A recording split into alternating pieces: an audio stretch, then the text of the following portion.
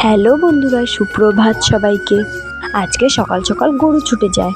গরু সকালবেলা উঠে তোমাদের দাদাভাই কিন্তু বেঁধে রেখেছিল, তারপর ও বাজারে চলে যায়, বাবাও কিন্তু পাট খেতে চলে যায়, আর এইদিকে গরু ছুটে যায়।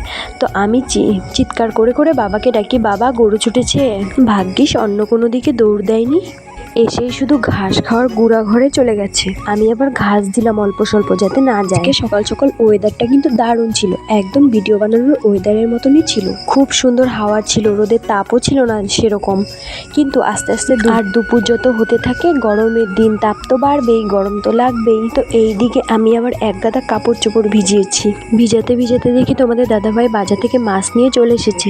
একটা ফোন আমরা দুজনে চালাই। তো আজকে যেন কি হয়েছে বন্ধুরা, আজকে কিন্তু আবারও আমার আর তোমাদের দাদাভাইয়ের মধ্যে ঝগড়া বেঁধেছে। আমার একটা নরম জায়গা আছে, নরম জায়গাটা হলো আমাকে কেউ একটু উঁচু গলায় কথা বলে, একটু জোরে কথা বলে, আমি কিন্তু চোখে জল আটকে রাখতে পারি না। জানি না এটা আমার সাথে কেন হয়। বিয়ের আগে যে মেয়েটা মা বাবার সাথে কথায় কথায় তর্ক করতো, ঝগড়া লাগতো, কথায় কথায় উঠতে বসতে পায়ে পাড়া দিয়ে ঝগড়া লাগতো, আর এখন সেই মেয়েটাই একটা উঁচু গলায় কেউ কথা বললে চোখের জল আটকে রাখতে পারে না, কান্না করে দেয়। মুখে মুখে তর্ক তো দূরের কথা, এটাই কিন্তু বাস্তবতা, এটাই কিন্তু মেয়েদের জীবন।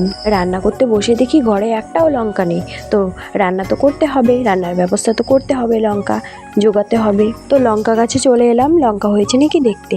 তো এসে দেখি ভালোই লঙ্কা হয়েছে, আমার তরকারি হয়ে যাবে। কাজ চোখের সামনে ফেলে রেখে বসে থাকার মেয়ে মানুষ কিন্তু আমি নই। আমার সামনে কেউ কাজ করবে আর আমি হাত গুটিয়ে বসে থাকবো, এটা কিন্তু হবে না।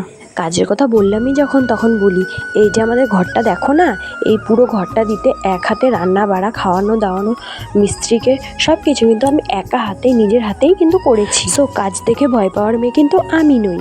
তো কি বন্ধুরা, একমাত্র গরিব মধ্যবিত্ত ফ্যামিলির মানুষরাই কিন্তু জানে নিজের শখ আহ্লাদ ত্যাগ করে কিভাবে সংসার চালাতে হয়। আমার মতে কৃষি জমি ঘরে বিয়ে করাও যায়, আর নিজের পায়ে নিজে কুড়াল মানাও কিন্তু সেই একই ব্যাপার।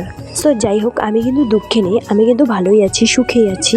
দুঃখে শুধু তখনই থাকি যখন হাজব্যান্ডের সাথে একটু ঝগড়া হয়, আর একটাই বাজে অভ্যাস, কেউ উঁচু গলায় একটু কথা বলে চোখ দিয়ে জল বেরিয়ে যায়, কান্না করে দিই। আর একটা ব্যাপার আছে, ব্যাপারটা হলো বিয়ের আগে কখনো ঘুরতে যেতাম না, বাবা মা যেতে দিত না।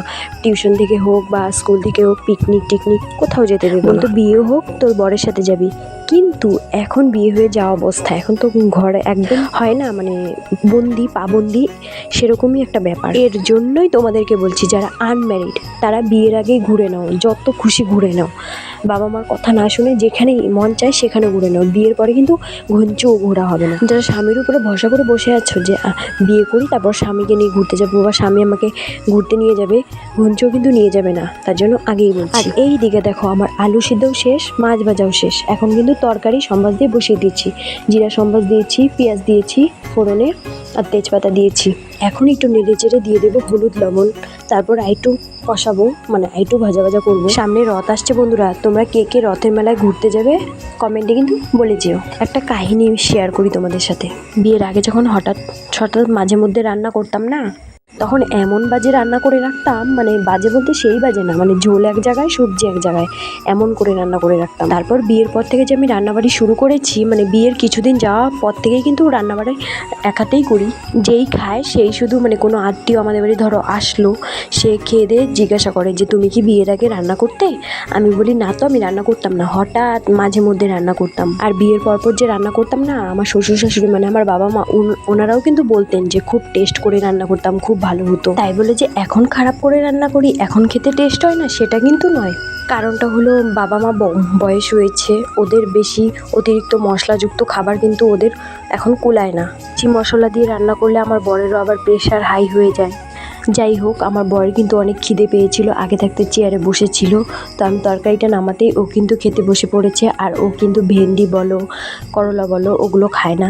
আর আলুর ঝোল ওর সবচেয়ে প্রিয়, খারাপ হোক ভালো হোক যায় আসে না, ওর সবচেয়ে প্রিয় হচ্ছে আলুর ঝোল। দোকান থেকে কুরকুরি নিয়ে এসেছিলাম, একটা মাকে দিয়েছি, একটা আমি খেয়েছি। আর এখন এই প্লাস্টিকটা নিয়ে গেছিলাম বাদাম কুড়াতে। আমি বলেছিলাম না আমাদের কাঠবাদাম গাছ আছে, তো ওই গাছটার মধ্যেই এখন অনেকগুলো বাদাম পড়ে যাচ্ছে, ওগুলো না হয়নি, মানে পেকে পড়েনি, আবারটি কাঁচা হয়তো নষ্ট হয়ে পড়ে গেছে, ঝরে পড়ে গেছে এরকম। কিছুদিন আগে অনেকগুলো একসাথে জড়ো করে রেখেছিলাম, তো আমি ভাবলাম আজকে যে কুড়িয়ে নিয়ে আসি, তো কুড়িয়ে কিন্তু বাড়িতে নিয়ে এসেছিলাম। আর গরমে 100 বার করে কিন্তু